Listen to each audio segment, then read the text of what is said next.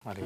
Ya. Kita lanjut Ibu. Wah. Di sini agak teduh nih, Mas. Kita sambil itu nunggu kopi Indah. dulu, kopi-kopi. Siap. Kopi di kampung walaupun siang-siang tuh nikmat karena aroma kopinya asli. Indah sekali ya, enak. Iya, Adem iya. loh Bu, ini rumahnya. Luar biasa, ini tinggi, keren. Anginnya banyak. Sentuhan wanitanya kelihatan. Ah. Nah, itu ya boleh berarti. Iya, iya. Kadang kan kalau rumah itu Mas Bambang, Iya. dilihat tuh kalau rumah itu rapi atau enggak pasti yang dipikir adalah siapa nyonya rumahnya. Betul, betul. Bu, kita lanjut ya Bu Putri ya. Oke, Tadi oke, kan oke. kepotong ya kita Ya, bilang. oke. Bu, ini yang terkait Enda nih karena Oke. memang saya ngomong gini lah, salah satu ikon dari Bu Putri sebetulnya banyak, sangat getol dengan kain endok ini. Nggih, nggih. Nah tadi kalau banyak ngomongan, wah kok seakan-akan kami pengrajin ini malah dikecilkan, malah berhadapan dengan hukum. Sebetulnya bagaimana Bu real apanya ya? Apa yang ingin disampaikan untuk menjelaskan masalah ini sebetulnya?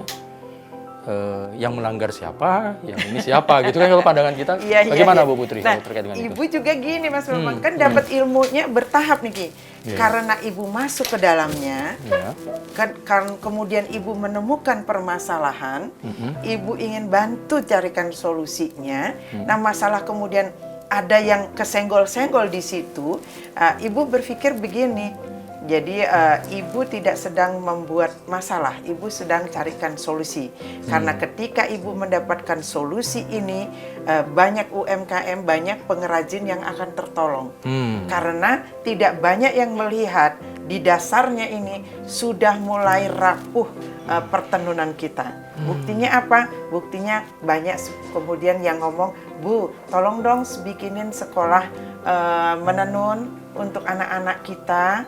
Gitu. Jadi sekarang anak-anak tidak mau menenun nih, begitu. Jadi Ibu bilang, ini akar masalahnya dari apa? Karena pekerjaannya diambil. Dari pekerja diambil, tidak ada kesejahteraan. Tidak ada kesejahteraan, mereka tidak mau masuk ke lapangan kerja itu. Mereka lebih baik mencari lapangan pekerjaan yang lain. Kan begitu. Nah, terus ini pola yang diterapkan apa ya? Oh, ternyata ketika Ibu masuk ke ranah Kumham, di situ ada aturan-aturan yang tidak boleh dilanggar. Kalau dilanggar itu, Mas Bambang, bahkan ada hukuman kurung dan Denda. atau denda gitu kan. Oke. Gitu. Itu yang sementara ini tidak disosialisasikan atau memang sengaja tidak mau dipahami oleh pelaku-pelaku. Seakan-akan ada pembiaran. Betul, ada pembiaran. Sehingga Ibu bilang, Ibu tidak ingin mengajak masyarakat, apalagi waktu itu Ibu adalah pengayomnya di Dekranasda, mengajak masyarakat untuk bermasalah hukum. Oke. Tetapi mereka bermasalah sendiri dengan hukum dengan sengaja melanggar-langgar hukum. Ibu kan cuma mengingatkan saja. Nah, jadi begini Mas Bambang, kalau hukum tidak ditegakkan, yaitu kan akan banyak pelanggaran. Itu. Jadi, nah ini dia yang hangat-hangat. Wah, terima kasih. Tapi Mbak ini dibikinin itu teh. Oh, ternyata teh ya, ya.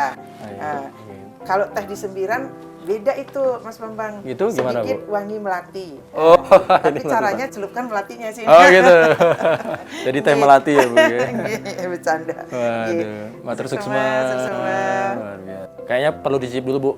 Nggih, Hangat-hangatnya ya Bu yuk. yang hangat-hangat Sedikit. harus Ya, ya. Bu, yuk. Nggih. Kalau di sini banyak melati, Mas. Siap, Nggih. siap. Nah, Oke, jadi baik. lanjut Jadi, begitu. Ya memang mungkin ada yang terusik di zona nyamannya karena selama ini dibiarkan, lalu belum paham bahwa itu melanggar aturan, sampai kemudian mereka mungkin sedikit shock ketika mendengar ibu seorang ketua di Dekranasda lalu berteriak seperti itu. Mereka mengatakan, wah saya kok diajak bermasalah dengan hukum. Oh tidak, gitu. Ibu hanya mengingatkan. Justru Nih, mengingatkan. ibu-ibu, bapak-bapak kalau begini kelakuannya ini melanggar hukum. Kan ada yang namanya indikasi biografis, ada kekayaan intelektual komunal. Betul. Itu yang kalau dilanggar itu akan ada pihak yang dirugikan. Kemudian ada pelanggaran terhadap aturan-aturan yang ada berlaku. konsekuensi Konsekuensinya hukum ada, yang konsekuensi hukumnya. Ya, Baik. jadi kalau KIK sebenarnya yang bisa melakukan itu adalah pemerintah Provinsi Bali. Kalau ada pelanggaran terhadap masyarakat, terhadap para pengrajin kita, itu dirugikan, pemerintah bisa bertindak dengan melaporkan ke Kumham. Kalau indikasi geografis semacam geringsing di Tenganan, itu pemilik IG-nya, yaitu masyarakat adat Tenganan Pegeringsingan. Nah, sepanjang tidak ada, ini kan delik aduan, Mas. Sepanjang tidak ada yang mengadu, ya mereka tidak bertindak seperti itu. Sama kayak misalnya di kepolisian juga begitu, ada yang mengadu baru ditindak seperti Tapi kalau melihat sekarang bagaimana Bu perkembangan endeknya sendiri industri ini? Niki sedang seperti penyakit sedang diobatin. Niki kan masih ada dia. Mungkin kadang-kadang orang kita kalau sakit diobatin kan malah tambah seperti meradang kan. gitu. Ada perlawanan terhadap bibit penyakitnya. Nah, Ibu melihatnya seperti itu. Ada perlawanan dari para pelaku UMKM yang selama ini melakukan pembajakan, pengkopian motif-motif itu yang mereka berada di zona nyaman. Jadi merasa terusik. Jadi bagi Ibu tidak apa-apa. Ketika mereka terusik, mereka harus berbenah, ikuti aturan yang ada sehingga saudara yang lain tidak dirugikan. Saudara yang lain yang mana? Ya, yang menghasilkan karya-karya tenun yang memang asli-asli tenun gitu. Ya, jadi kalau songket juga begitu, Mas Bambang. Songket itu, motif songket itu kan ada hak ciptanya. Songket sendiri ada kekayaan intelektual komunal. Itu kalau dilanggar, ya ada sanksi hukumnya. Nah, tetapi sekarang kan mereka diam. Akhirnya motif songket semua diambil tanpa rasa bersalah, lalu dibawa ke teknik bordir. Jadilah dia kain tiruan. Tekniknya bordir, motifnya songket. Mereka nyebutnya songket bordir. Itulah yang dibeli oleh masyarakat. Karena masyarakat pasti ingin kelihatannya bagus, harganya murah. Mereka ingin seperti itu. Tapi padahal itu kan merugikan tenun-tenun asli kita. Itu yang ingin Ibu luruskan. Kalau misalnya teknik bordir ada, munculkan senimannya, beli motif-motif mereka yang mereka bikin desain sendiri, bikinin hak cipta, sehingga suatu saat akan muncul jenis kain baru di Bali yang namanya bordir Bali. Wastra bordir Bali, supaya seperti itu. Jadi tidak keklaim ini sutra gitu Bu ya. Jadi ada jenis lain, ayo boleh gitu ya. Kan Jadi tidak merusak yang sudah ada pakemnya ini. Iya, yang ini kan dia tenun dengan menenun. Kalau yang ini bordir, jangan motif tenun songket dibawa ke sini sehingga menjadi rancu pikiran masyarakat. Jadi ambigu di pasar kan. Betul. Baik. Dan benar-benar merugikan ini pasarnya kain tenun songket. Jadi sebetulnya inilah kekhawatirannya bahwa supaya tidak hilang nilai budaya luhur itu, kemudian yang asli ini ya siapa lagi kalau bukan kita? Iya. Nanti kan itu kan ya Bu ya. Nah, harus orang Bali sendiri yang mempertahankan itu kan itu Bu ya. Makanya itu yang bilang Bu Koster tolong dong, itu kan UMKM ininya Bu Koster juga, jangan bunuh mereka. Saya tidak membunuh, kalau mereka bunuh diri ya salah siapa? Mereka bunuh diri, Mas. Mas ambil dong minumnya. Itu ada kuenya, kue apa ya? Nggak tahu ya. Sudah. Wah, luar biasa. Dapat ngobrol nih, udah 3 bulan 4 bulan ya Ibu di sini nih.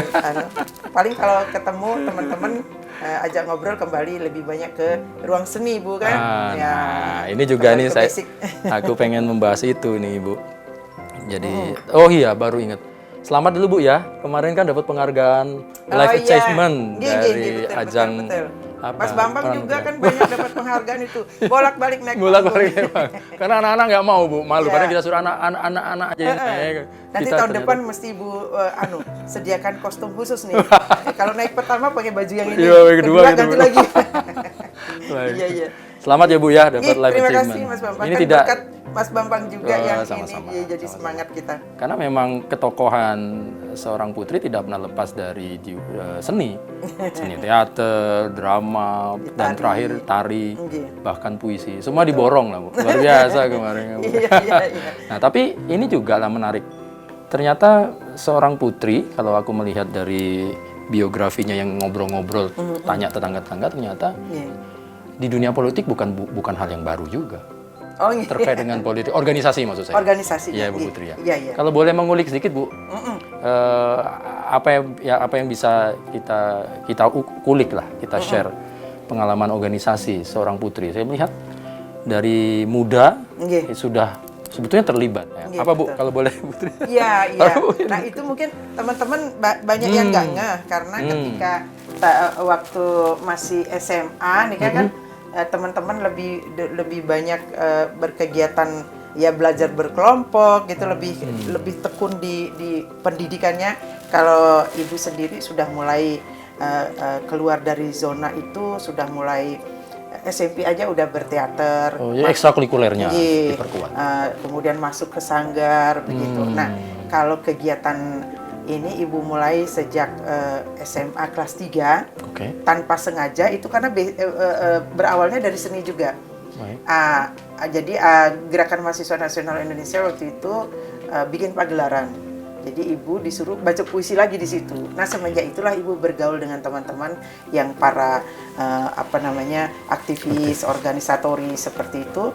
Jadi tahun 83 ibu masuk ke UNUD.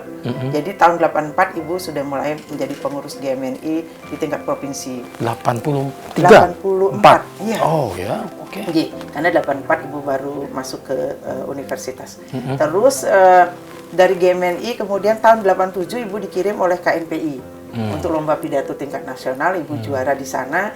88 ibu masuk pengurus KNPI gitu. Oh. Jadi waktu itu kadang-kadang satu orang itu bisa punya jas organisasinya bisa 5. Macam-macam. Dia ada di sini, ada di situ Iya, gitu. iya, iya. Tetapi bagi ibu saat itu adalah pengalaman berorganisasinya, berkomunikasi, berinteraksi dengan teman-teman sesama anak-anak muda saat itu. Jadi masuk KNPI, kemudian ibu juga adalah wakil sekretaris itu pemuda Pancasila gitu. Yang penting bagi ibu masuk dulu ke organisasi. Karena organisasi punya karakternya sendiri-sendiri. Akhirnya ibu merasakan ini pengalaman ini penting bagi ibu saat ini. Jadi ibu merasa, oh iya, untung saya berorganisasi. Kalau enggak, itu ketika saya mendampingi Pak Koster sebagai gubernur, wah ini benar-benar mungkin Bapak sendiri juga, Ibu sendiri akan merasa sangat-sangat rendah diri jadinya. Saya bukan apa-apa berada di tempat yang seperti ini. Tapi karena pengalaman itu yang membuat Ibu merasa penuh kapasitas Ibu saat itu, sehingga mengaplikasikannya saja di tempat. Akhirnya tahun 99, itu kan waktu itu PDI Perjuangan kan booming itu. Waktu itu akhirnya Ibu masuk menjadi kader dari partai. Jadi Ibu ber-KTA itu sudah resmi tahun 99, jauh sebelum perempuan-perempuan yang lainnya di Bali nih, belum ya gitu. Jadi seperti itu, jadi pengalaman Ibu. Nah, bagi Ibu, kan sekarang banyak yang nyebut nih politisi gitu kan. Jadi, tapi bagi Ibu, siapa itu seorang politisi? Politisi itu adalah individu yang punya kecerdasan, taktik, strategi itu dalam dirinya, dan ketika mereka dihadapkan pada satu permasalahan dengan kecerdasannya, dengan taktik dan strategi yang dilandasi rasa seni yang tinggi, itu mampu memberikan solusi dan jalan keluar yang terbaik. Artinya apa? Jadi seorang politisi itu akan mampu mengajak keluar dari permasalahan tanpa membuat masalah yang baru. Itu sesungguhnya. Jadi bagi Ibu, politisi itu bukan orang yang hanya masuk di partai politik, hanya menjadi anggota dewan, atau hanya menjadi eksekutif, atau hanya ber-KTA saja partai politik seperti itu. Jadi lebih pada kapasitas diri dan integritas diri. Itu bagi Ibu. Kalau Ibu ketemu orang yang sangat getol, mampu memberikan solusi, ketika kita bicara dengan cepat lalu bilang ini kayak gini, bagi Ibu itulah sesungguhnya itulah seorang politik. Tidak harus dia berpolitik praktis. Karenanya lah Ibu akhirnya mencukupkan diri, walaupun Ibu banyak pengalaman berorganisasi, dari organisasi massa sosial kemasyarakatan sampai organisasi politik. Ketika dengan suami, Ibu cukup mendampingi beliau saja. Jadi Ibu tidak ikut berebut di ranah yang sama gitu. Dalam artian kalau suami Ibu adalah pengurus partai, Ibu tidak harus pengurus partai. Kalau suami Ibu berkarir di partai, Ibu cukup berdoa dan mendukung suami gitu. Karena apa? Karena bagi Ibu, kalau kita berebut di ranah yang sama, itu bukankah Tuhan memberikan kita rezeki sebagai satu kapal, jadi pasangan rezekinya. Jadi kalau Ibu memberikan dorongan dukungan agar rezeki itu 100% diterima Pak Koster, Ibu harus nolkan diri Ibu. Dalam artian ibu mengambil tugas dan kewajiban tanpa harus memperhitungkan salary atau imbalan. Jadi supaya Pak Koster yang maksimal. Jadi semisal nih, ini hitung-hitungan ibu pribadi, siapa tahu ada yang ngikut gitu yang. Jadi gini, suami istri, kalau sekarang kan, untuk menambah penghasilan keluarga, bagi ibu nggak ada itu. Bagi ibu, Tuhan udah kapling kita nih, rezekinya berapa 100%. Kalau suami kita ngambil, kalau kita ikut ngambil dengan bekerja, dapat penghasilan sekian, misalnya kita ambil 25%, pasti suami kita tinggal 75 dia.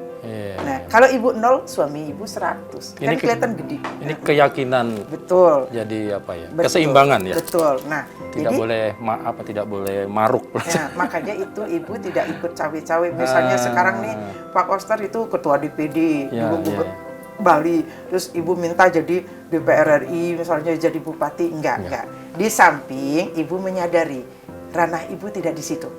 Ibu lebih suka ya begini di rumah, lihat kebun anggrek gitu kan, supaya suami pulang seger gitu kan, besok tugas lagi. Jadi maksimal suami ibu. Jadi tapi itu bagi ibu ibu tidak bilang ini yang terbaik. Siapa tahu yang memang ingin menempatkan diri sebagai ibu rumah tangga yang baik, itu ya cocoknya ngikut ibu. Bagus, ya gitu. asal ada apresiasi dari suami kita.